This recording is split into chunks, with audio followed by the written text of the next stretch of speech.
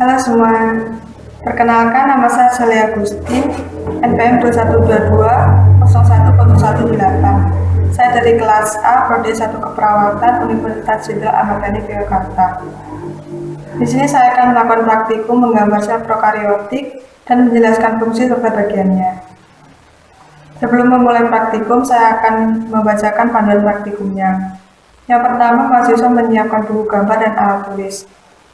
Lalu mahasiswa memulai praktikum menggambar dan divideokan. Hasil video dikirim melalui link yang sudah disediakan dengan maksimal pengumpulan 25 September 2021.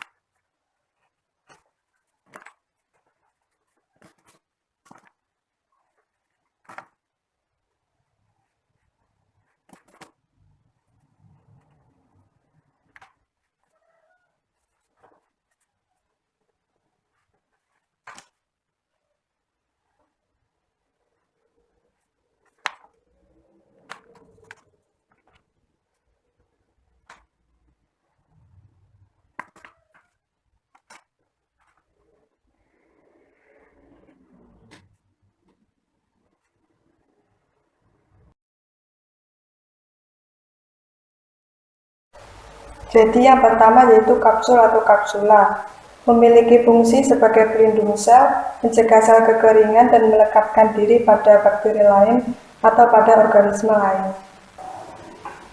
Yang kedua yaitu dinding sel. Dinding sel adalah struktur pelapis bagian luar yang lebih keras dan kaku, yang berada di antara kapsul dan membran sel. Fungsinya adalah untuk memberi bentuk dan melindungi organel internal sel. Yang ketiga yaitu membran sel. Membran sel adalah sebagai pelindung sel terhadap lingkungan ekstraseluler dan mengatur lalu lintas zat-zat keluar masuk sel. Yang keempat yaitu sitoplasma. Sitoplasma adalah cairan sel di dalam membran sel yang tersusun dari air, protein, lipid, mineral, dan enzim. Fungsinya adalah sebagai tempat berlangsungnya metabolisme, dan menyimpan cadangan makanan dalam bentuk granula tidak larut air atau granula penyimpanan. Yang kelima yaitu ribosom. Ribosom adalah mesin nanosintetis protein. Fungsi ribosom adalah melakukan translasi dalam sintetis protein yang mengubah kode genetik DNA menjadi protein. Yang keenam yaitu plasmid. Plasmid adalah DNA ekstrakromosomal yang berukuran lebih kecil dari kromosom dan berbentuk sirkuler. Fungsinya adalah membawa sifat non-esensial dari DNA yang membawa keuntungan bagi sel prokariotik seperti resistensi antibiotik, virulesi, dan konjugasi. Yang ketujuh yaitu pili atau pilus, adalah struktur seperti rambut halus yang menonjol pada dinding sel. Fungsinya adalah sebagai tempat masuknya genetik DNA selama perkawinan dan melekatkan diri pada jaringan hewan dan tumbuhan. Yang kedelapan yaitu nukleoid. Nukleoid adalah wilayah yang tipis, transparan, dan berisi DNA primer. Fungsi nukleoid sama dengan inti sel pada eukariotik, hanya saja tidak memiliki membran sel, sehingga mengalami kontak langsung dengan sitoplasma. Yang kesembilan yaitu flagelum, adalah struktur seperti cambuk yang memungkinkan sel untuk bergerak. Fungsinya adalah sebagai alat gerak sel. Gerakan flagelum prokariotik adalah memutar-mutar.